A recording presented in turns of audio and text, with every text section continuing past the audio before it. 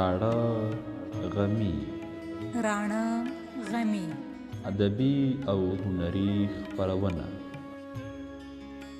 په دغه ادبي خپرونه کې د پښتو ادب پر ځمکه د راټوکېدلو ګلانو وږمو ته تم کیږو او د هغوی له ژوند، ادبي آثارو او فرهنګي هڅو مو خبرو.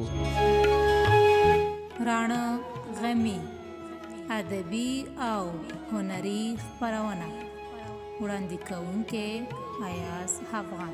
هره پنجشنبه ماښام 8 بجې له شاداب میډیا یوټیوب چینل او فیسبوک پاڼې څخه. راڼه غمي.